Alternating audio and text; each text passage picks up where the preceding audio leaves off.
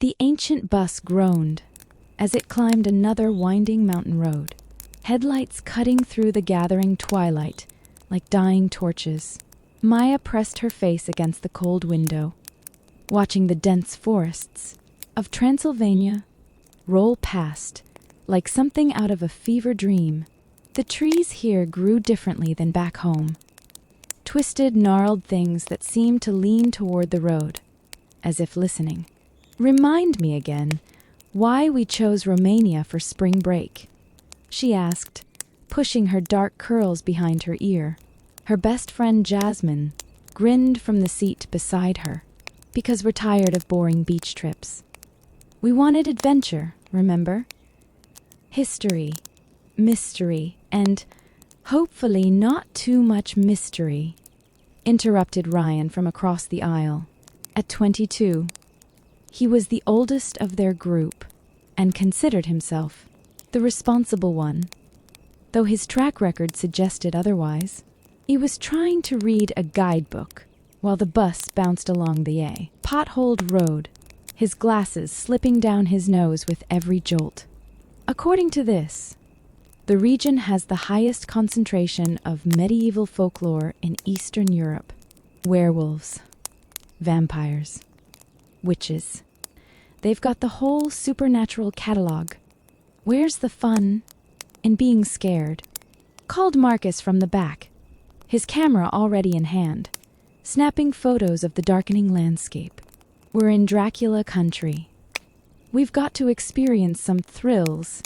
The fifth member of their group, Zoe, looked up from her phone with a smirk. The screen's glow painted her face in pale blue light, the last signal they'd had for nearly an hour. "You guys do realize Dracula was fictional, right? Bram Stoker never even visited Romania. He just read some books and made stuff up." "Actually," Ryan said, adjusting his glasses, "Dracula was based on Vlad the Impaler, who was very real and very terrifying. He earned that nickname for a reason. The stories say he impaled 20,000 Ottoman soldiers in a single day, arranged them in a forest of stakes to terrify the advancing army." "Thanks for that comforting thought," Maya muttered. The bus driver, an elderly Romanian man who hadn't spoken much during the journey, suddenly cleared his throat. His eyes found theirs in the rearview mirror, pale and watery in the dim light. Deep wrinkles carved his face like river valleys, and his hands, spotted with age, gripped the steering wheel with more tension than the winding road required. "We arrive in Brasov soon. Then you take smaller bus to Făgăraș village." His accent was thick, each word deliberate, as if he were choosing them carefully from a limited supply. "You sure you want to stay there? Not many tourists go to Făgăraș." "That's exactly why we want to go," Jasmine said enthusiastically. "We want to see the real Transylvania, not just the tourist traps." The driver's gaze lingered on them, a moment too long. Something moved behind his eyes. Fear? Pity? Maya couldn't tell. Real Transylvania. Yes. "You will see." He paused, knuckles whitening on the steering wheel. "What day you arrive in village?" "Tomorrow evening," Ryan answered. "Why?" The driver said nothing, but Maya caught the way his jaw tightened, the slight shake of his head as he turned back to the road. His lips moved silently, and she could have sworn she heard him whisper something that sounded like a prayer.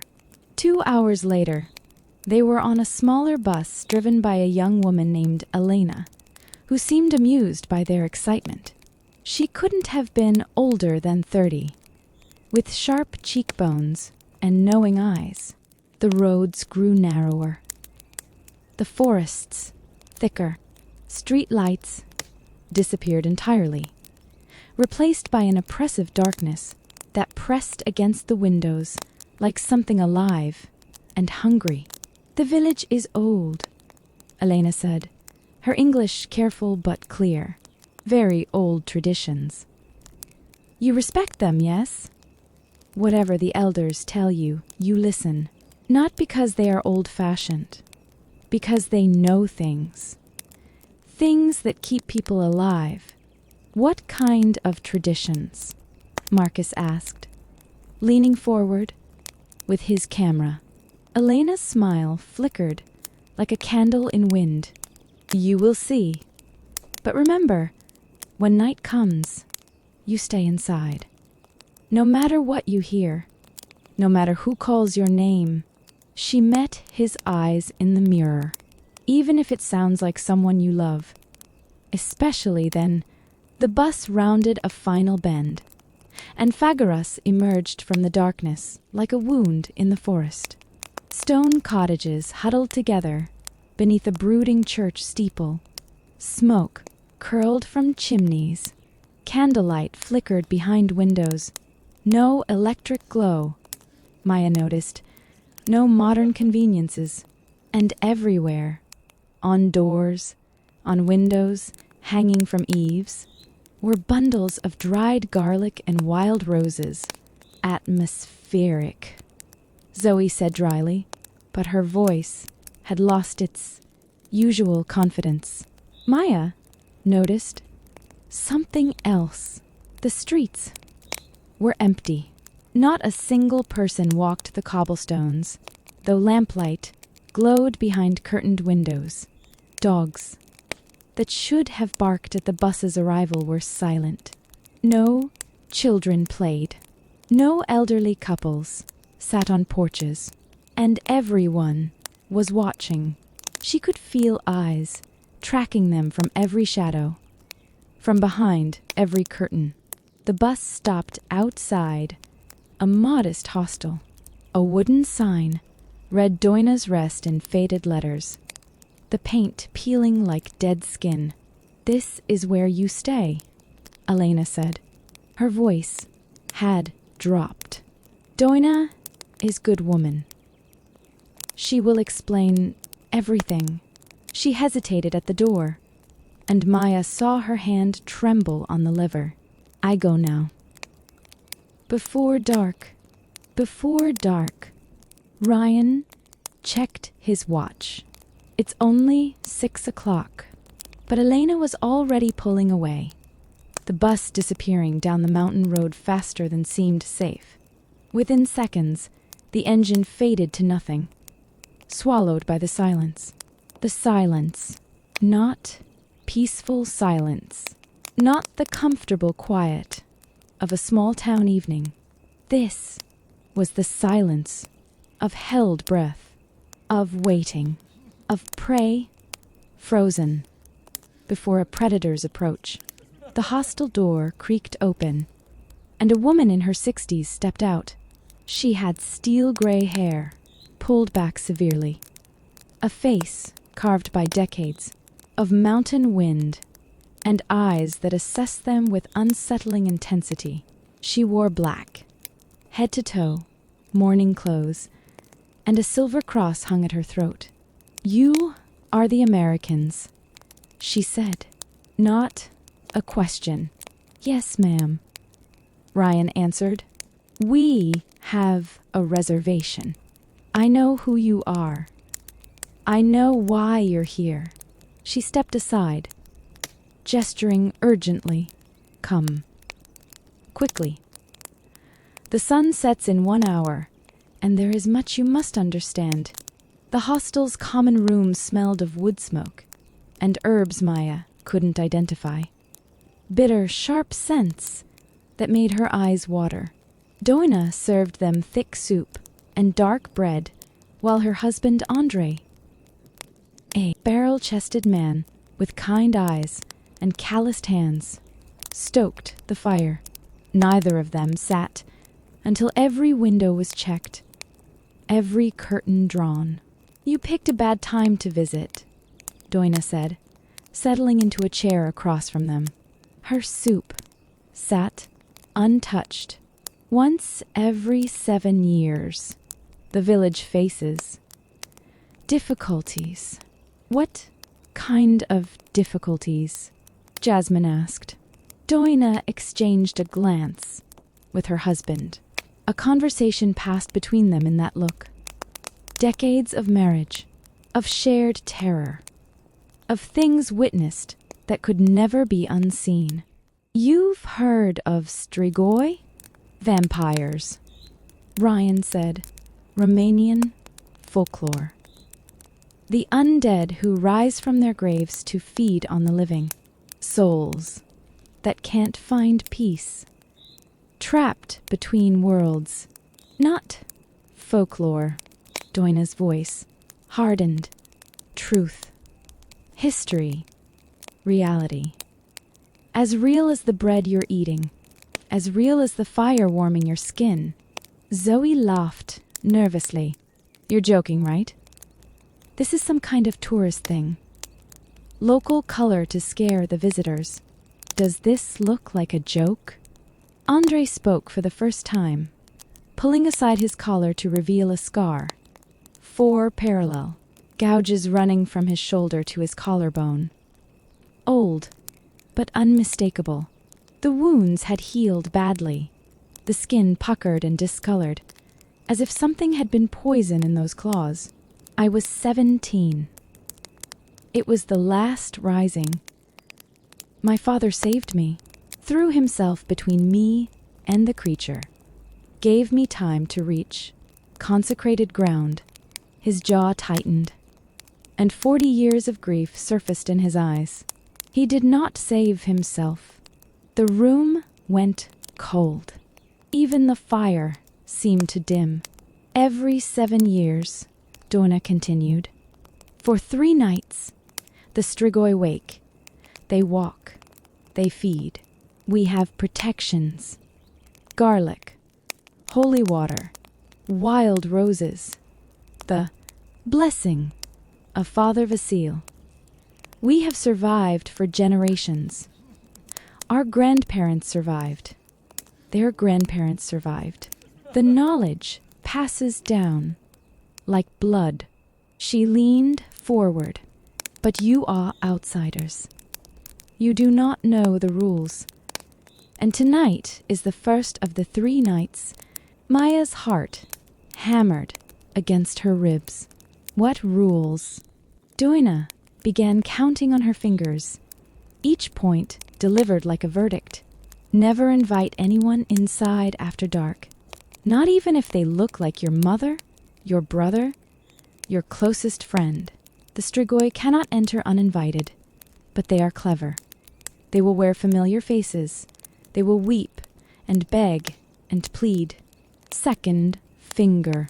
Never answer if someone calls your name from the shadows. To answer is to acknowledge. To acknowledge is to create a connection. That connection becomes a door. Third finger. Never look directly into their eyes. They can trap your soul with a glance. They will try to make you look. They will say beautiful things, terrible things, whatever it takes. Fourth finger. And most importantly, Doina gripped Maya's wrist with surprising strength. Her fingers like iron. Never, ever open a door or window once the sun sets. No matter what you hear, no matter who you think is outside, even if you hear someone dying, even if you hear a child screaming for help, it will not be real. It will be a trap. This is insane, Marcus said, but his voice lacked conviction. His camera hung forgotten at his side. Call them what you want. Andre rose, moving to check the locks on the shutters for the 3rd time. But when the screaming starts, you'll believe. When something wearing your grandmother's face scratches at your window, you'll believe. When you hear your own voice calling to you from the darkness, he turned back, his scarred face grave. You'll believe. They were given rooms on the upper floor, small, clean, with heavy shutters already bolted and garlic braided around every frame. Dried roses formed crosses on the doors. A bowl of salt sat on each windowsill, and the smell of burning sage lingered in the air. Maya and Jasmine shared one room. The boys took another, and Zoe insisted on her own space. None of them wanted to be alone, but none of them would admit it. "This is ridiculous," Zoe said, as they gathered in Maya's room to talk. Her voice was too loud, filling the silence aggressively. Mass hysteria. Shared delusion. Small communities inbreed these fears, pass them down generation to generation. There's probably some perfectly rational explanation. The church bell tolled. 1, 2, 3, 4, 5, 6, 7, sunset. And then, from somewhere in the village, a scream. Not a movie. Scream. Not acting. Not the theatrical wail of someone playing a part. This was raw, primal. The shriek of a human being experiencing terror beyond comprehension. It rose, peaked, and then cut off with horrible abruptness, like a radio switching off mid-broadcast. "Jesus Christ," Marcus whispered. Through the shutters, Maya glimpsed movement in the street below. Shadows that didn't move like shadows should. They stretched the wrong direction, independent of any light source. Shapes that were almost human, but wrong. Too tall, too thin, joints bending at angles that made her stomach lurch. One of them passed beneath a flickering lamp, and for just a second, she saw a face. It might have been beautiful once. Now, it was something else. Entirely. "Don't look." Ryan pulled her back from the window. Doina said, "Don't look at them directly." Another scream. Closer. This time. Then sounds of running footsteps. A door slamming. And a wet, tearing noise that Maya's mind refused to interpret. Then a voice, directly outside their window, sweet and pleading. "Maya? Maya, please. I'm hurt. Please let me in. It's so cold out here." The voice sounded exactly like Jasmine, but Jasmine was standing right beside her, face pale, eyes wide, very much inside the room. That's my voice," Jasmine breathed.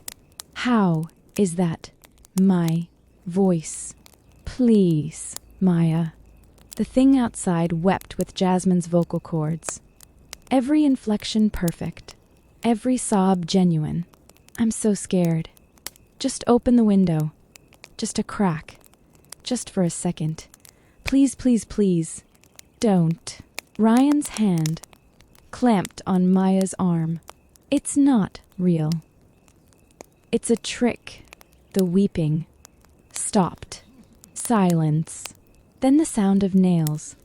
Long, sharp nails, dragging slowly across the shutters. Scrape. "You'll have to come out eventually," the thing whispered, still wearing Jasmine's voice. But now something else bled through. Something ancient and hungry and patient. 3 nights is a long time. We're so very patient. We've waited 7 years. We can wait 3 more nights. A wet laugh. But you can't stay in there forever. And when you come out, the scratching intensified, became frantic, then stopped. Footsteps moved away, and then the voice again, fainter now, calling from the darkness. "Maya. Maya? We'll be back. We'll be back every night. And on the 3rd night, we always get in." The first night lasted forever. They huddled together in Maya's room, listening to horrors they couldn't see. Footsteps on the roof.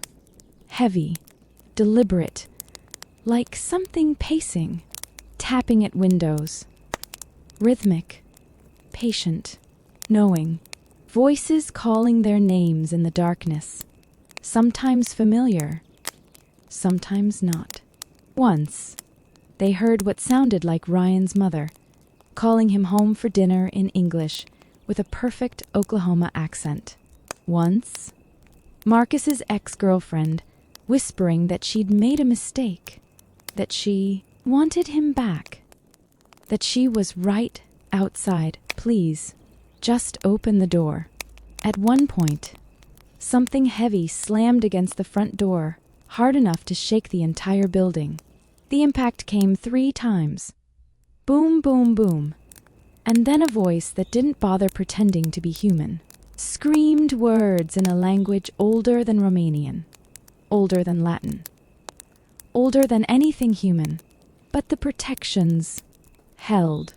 The garlic, the holy symbols, the blessed threshold. Whatever power kept the Strigoi at bay remained unbroken. Dawn came slowly. Gray light, bleeding through the shutters, like a wound healing. "Is it over?" Zoe asked, her voice raw from hours of terrified silence. They heard Doina's footsteps on the stairs, weary but steady, and then the old woman's voice. "The sun rises." "You can open now." Maya's hands shook as she unbolted the shutters. Morning light flooded in, ordinary and beautiful, the most beautiful thing she'd ever seen. The street below looked almost normal, except for the claw marks gouged into the cobblestones, deep furrows in solid stone, and the dark stains on the church, steps that she chose not to examine closely. "2 more nights," Doina said from the doorway. Dark circles ringed her eyes. She hadn't slept either. They're always worst on the 3rd. The hunger builds. Their patience wears thin. "We need to leave," Zoe said immediately. "There must be a bus, a car, something." "The roads are closed," Andre said, appearing behind his wife. His arm was in a sling. During the night, something had happened, though he wouldn't speak of it. Landslide in the pass. Happened last night. Very convenient, yes. His smile was grim, humorless. The Strigoi don't want their prey escaping. They never do. So we're trapped. Marcus looked like he might be sick. "You're protected," Doina corrected, "as long as you follow the rules. The village has survived hundreds of risings. We will survive this one. 3 people died last night," Father Vasil said. The priest had arrived while they were talking. A small man with enormous faith and steady hands. He wore black robes and carried a silver cross that seemed to glow faintly in the morning light. A leather satchel hung at his side, filled with supplies they couldn't identify. The Popescu family. They didn't seal their chimney properly. He crossed himself, murmuring a prayer for the dead. The Strigoi don't just use doors. They find every crack, every gap, every moment of weakness. After all these centuries, they know every trick. "How do we kill them?" Ryan asked. Suddenly, everyone turned to look at him. "I'm serious. There has to be a way to fight back, right? In the stories, there's always a way. Stakes, sunlight, holy water, something." Father Vasil studied him for a long moment. The priest's eyes were ancient, despite his middle-aged face. Eyes that had seen things no man should see, and had made peace with them. "You want to fight I want to survive. And sitting in a room waiting for something to break through isn't survival. It's just delayed dying. The priest's lips twitched. Something that might have been approval. There are ways. Difficult. Dangerous. But ways. He reached into his satchel and withdrew a worn leather journal. The cover was cracked. The pages yellowed. The binding repaired multiple times over what must have been centuries. This belonged to my predecessor. And his predecessor before him. 7 generations of priests. All keeping this record, all adding to it. It contains everything we know about the Strigoi. Their weaknesses, their patterns, their master. Their master? Maya asked. Father Vasil's expression darkened. The Strigoi do not rise randomly. They serve an older power, a voivode, a lord, who sleeps beneath the church. Every 7 years he stirs. And when he stirs, his servants wake. His will animates them. His hunger drives them. You're saying there's a king vampire under the church? Jasmine asked. Not a king. Something older. Something that was already ancient when the Ottomans came. When the Romans came. When the first humans built the first village in these mountains, the priest met each of their eyes in turn. If we could destroy the master before the 3rd night, the Strigoi would fall. Their animation depends on his will. Cut the head from the snake, and the body dies.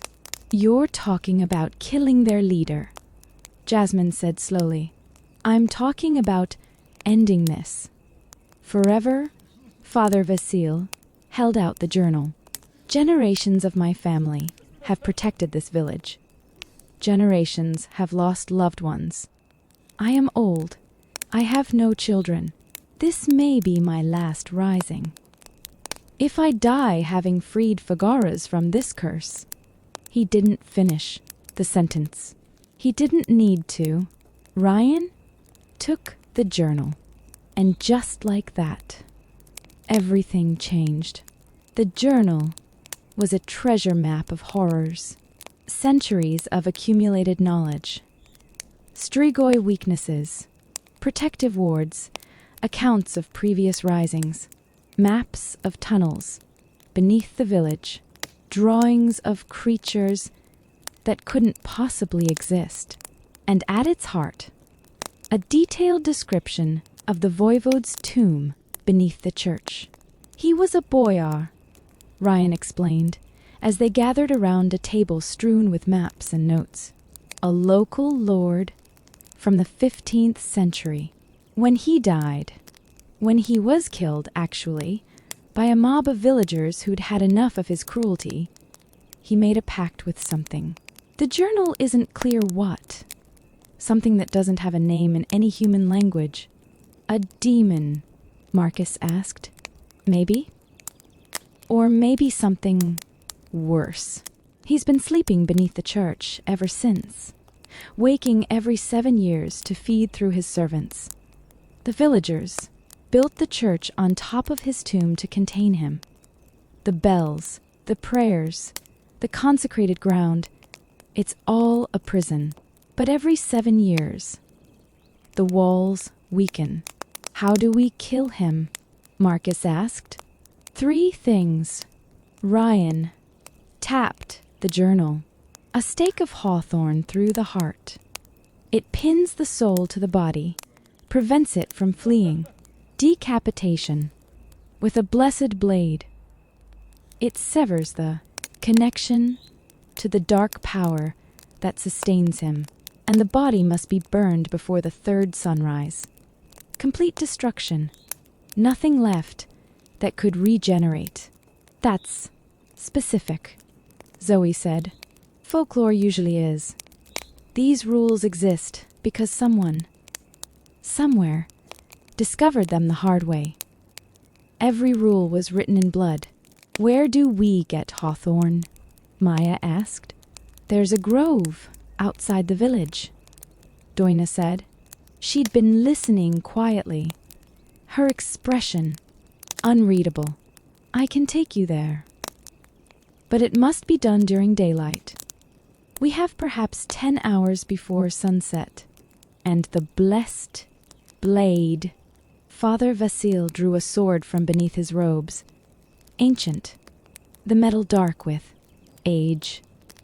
Inscribed with Latin prayers that seem to shift and move in the light. This has been passed down through the church for 400 years. It has tasted the blood of the voivode once before, when he first rose. It remembers the tomb Ryan pressed beneath the church, through the crypt. But the door is sealed with iron and faith. To open it requires, the priest hesitated. Sacrifice. What kind of sacrifice? Blood. Freely given. From someone the Strigoi have touched. Silence. Then Andre stepped forward, rolling up his sleeve to reveal the old scars. The wounds seemed darker in the daylight, more recent than 40 years. I was touched. My blood carries their mark. He looked at his wife, then at the young Americans. My blood will open the door. Doina grabbed his arm. Andre, this ends now. His voice was granite, immovable. No more 7-year countdowns. No more dead children. No more hiding in the dark like frightened animals. No more adding names to the memorial in the church. He looked at the young Americans. You don't have to come. You can stay here. Stay safe. Wait for the third sunrise. No one would blame you. Maya thought about the voice that had worn Jasmine's sound. The nails, scraping the shutters, the screams. In the night, the Popescu family, dead because they hadn't sealed their chimney. We're coming, she said. The others nodded, even Zoe, pale but determined. Then we prepare, Father Vasil said, and we move at noon, when the sun is strongest and the Strigoi sleep deepest. We get one chance at this, one chance to end 400 years of darkness. The hawthorn grove stood on a hillside overlooking the village. Ancient trees with twisted branches and wicked thorns. The wood was sacred, Doina explained. The first settlers had planted it specifically for this purpose, consecrating the ground with prayers and blood. Maya, Jasmine, and Duna cut stakes while the men prepared supplies at the church. The wood was dense and pale, and it smelled faintly of something Maya couldn't identify. Something clean, like rain on stone, like the air after lightning. This tree is older than the village, Doina said, guiding Maya's knife. The first settlers knew what slept in these mountains. They came anyway. They planted the hawthorn, built the church, established the protections. They chose to fight instead of flee. Why did they stay? Maya asked. If they knew there were monsters, why not just leave? Doina smiled, sadly. Where would they go? Every land has its horrors. Here, at least, they knew the rules. They understood the enemy. There's something to be said for knowing what hunts you. She tied off a bundle of stakes, her movements practiced and precise. Besides, this is home. You don't abandon your home just because it has teeth. By noon, they were ready. Father Vasil had blessed everything twice. The stakes, the sword, the holy water, even their clothes. Andre carried a pack of supplies. Ryan clutched the journal. Marcus had his camera. Because if we survive this, no one will believe us without proof. The church loomed above them, its steeple casting a long shadow despite the midday sun. The shadow fell wrong, darker than it should be, colder when they passed through it. Inside, the church was cool and quiet, the air thick with incense and centuries of prayer. Candles burned in every alcove. Icons of saints stared down with knowing eyes. The crypt entrance is behind the altar, Father Vasil said. Stay together. Stay silent.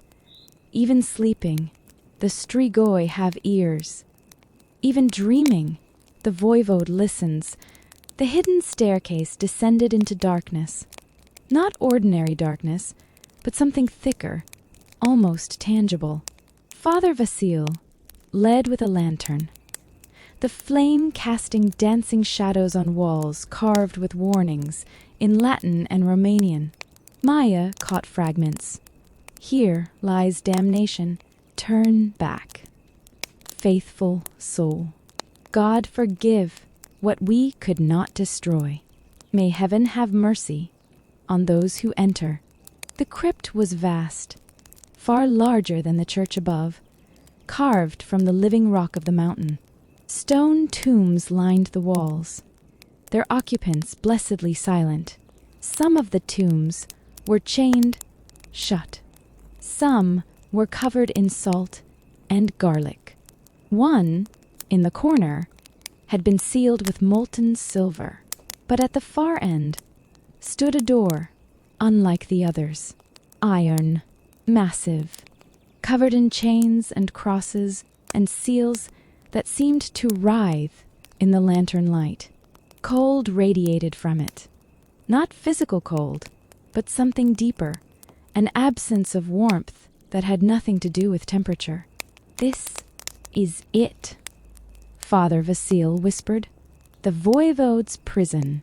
Andre stepped forward, drawing a knife. His hand was steady, the hand of a man who had waited 40 years for this moment. Without hesitation, he drew the blade across his palm. Blood welled.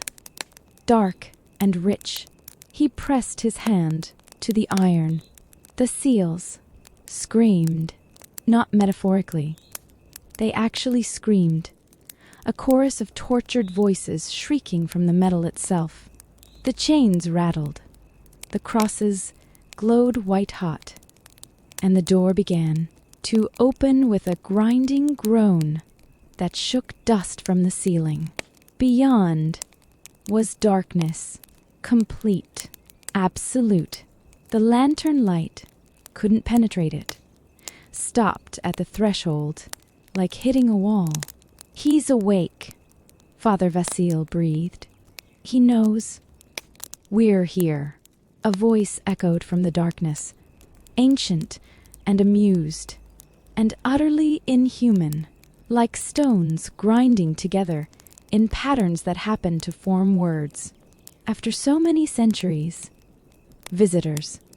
How delightful! The voivode emerged from the shadows like a nightmare-given flesh. He had been handsome once. You could see it in the bone structure. The one aristocratic bearing. The remnants of a face that had commanded armies. But death and centuries of hunger had twisted him into something else. His skin stretched too tight over his skull, thin as parchment, revealing the dark veins beneath. His eyes burned with cold fire. Not red, not yellow, but a blue so pale it was almost white.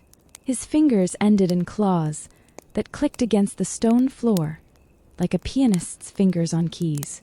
Children, he purred, surveying the group. His voice resonated in their chests, in their bones. You brought me children. How thoughtful, how tender. Father Vasil raised his cross. In the name of God.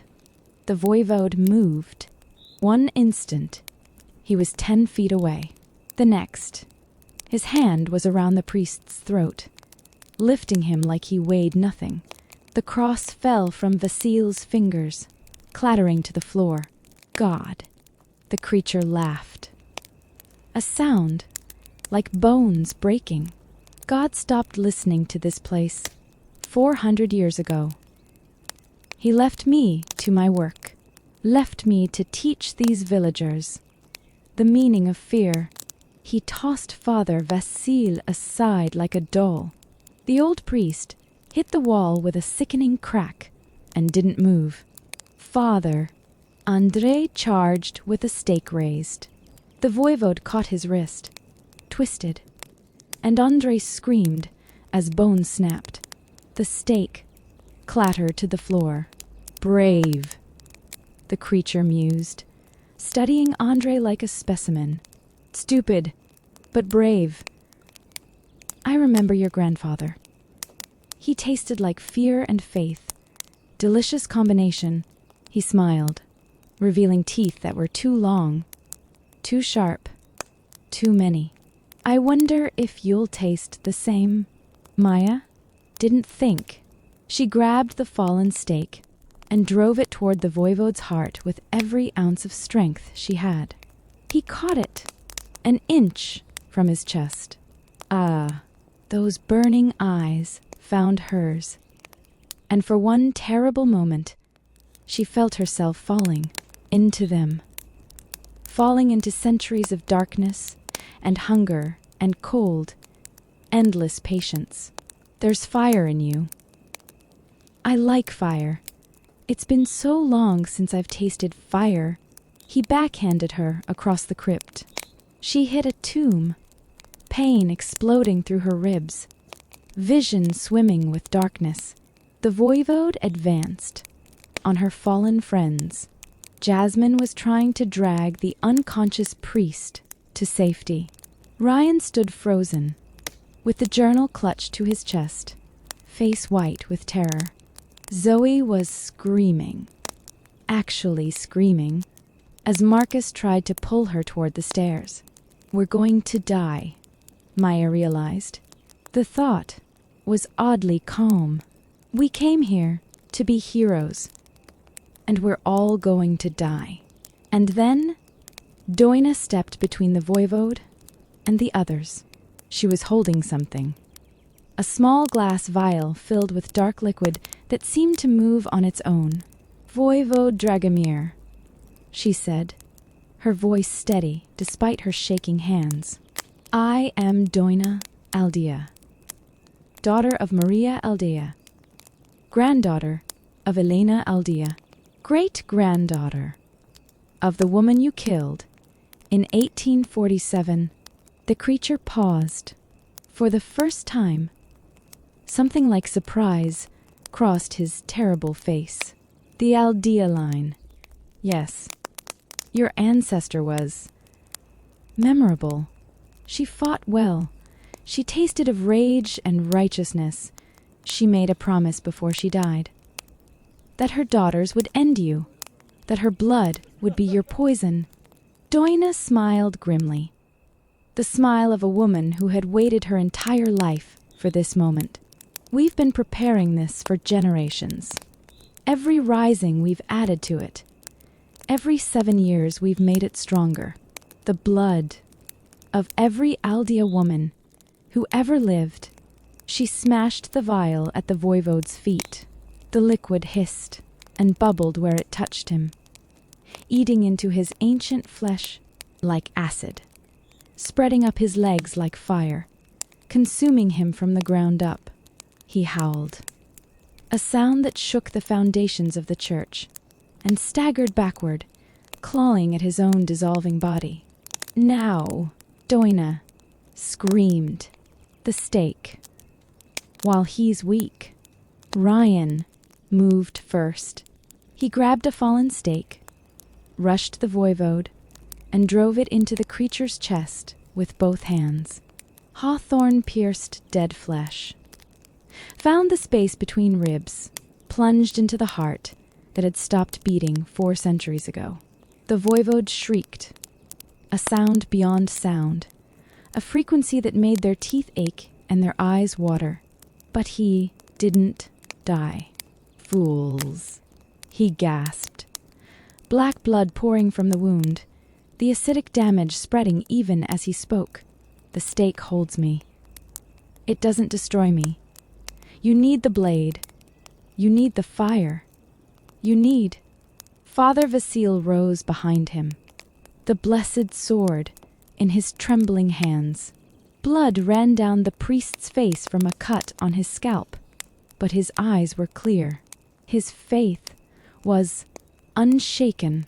I need faith, the priest whispered. The blade came down. The voivode's head left his shoulders in a spray of darkness that smelled like old graves and rotted flowers. His body collapsed, still twitching, still trying to rise, the stake still pinning him to the floor. Fire!